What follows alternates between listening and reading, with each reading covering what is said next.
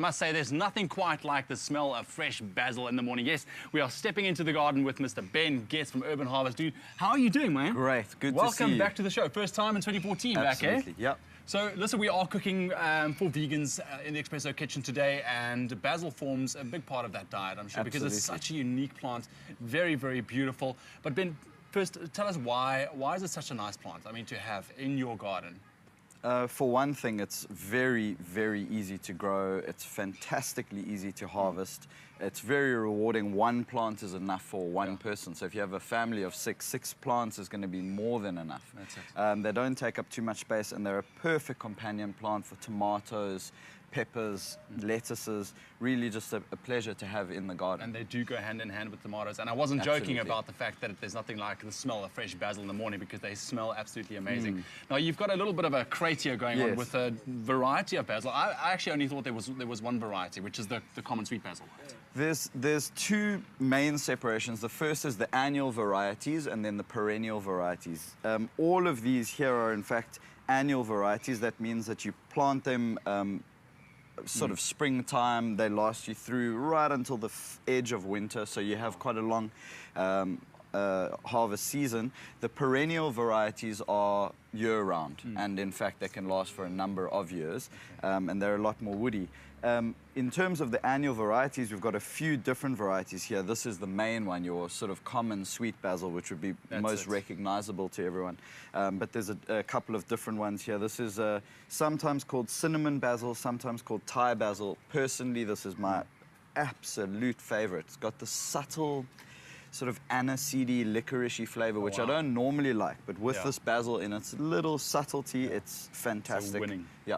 All right. Now, take us through the planting process if people want to grow this at their own home. And also, do you grow it in pots? Is it beneficial to put in the garden? How would you go about that? So it's very much beneficial to go in the garden. We've actually, in our rooftop garden here, we've got, for example, here we've got basil, tomatoes, peppers, marigolds all planted together. So as you can see, absolutely great in the garden, but also lovely in a pot. And you'll get a slightly longer growing season if you're in a cooler part of the country. So you can grow it indoors in a small little pot, even like this, on your windowsill. Especially when it starts cooling down, you can kind of extend the life. So pot.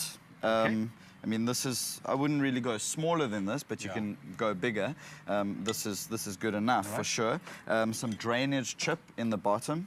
Might need a top up from you over there. That's fine, I'll give you a hand. So potting soil, which we've discussed on the show, but something that's rich in nutrients and also free, will drain easily. So we just want to top that up. Top that up a little bit. Let me give you a hand here. Yeah, let's see how we go. Nice. Just say stop. Yeah, keep going all the way to the top. All right. That's it. I want to just make sure that it's in there properly.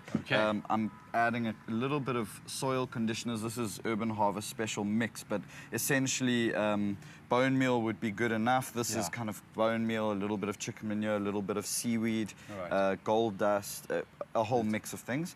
You want to mix that in quite nicely. Okay. And because I already said this is my favorite, I'll plant one of these. Now, you have seedlings here. Is it better to rather buy it as a seedling form, or you know, can you attempt it from seed? You can absolutely do it from seed. It's obviously always easier from seedling. You've got a bigger chance of success. So this we call the seedling plug.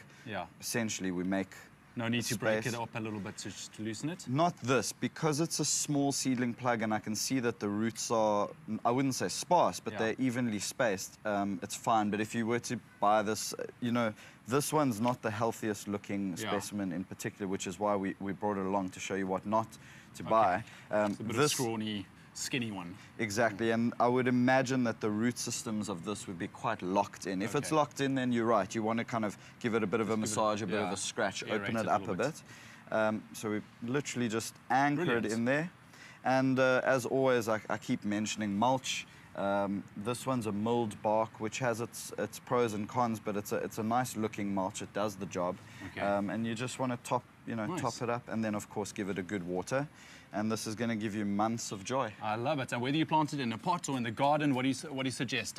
More shade, more sun? It's a summer crop essentially. Yeah. It likes sun. Okay. It doesn't need to be toasted. It's nice, as I said, as a companion plant, so it gets a little bit of dappled, like in between the tomatoes, it will get a bit of dappled light. Yeah.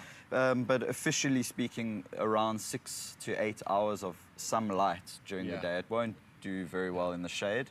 And yeah, it needs warmth. The worst thing for it is like a frost.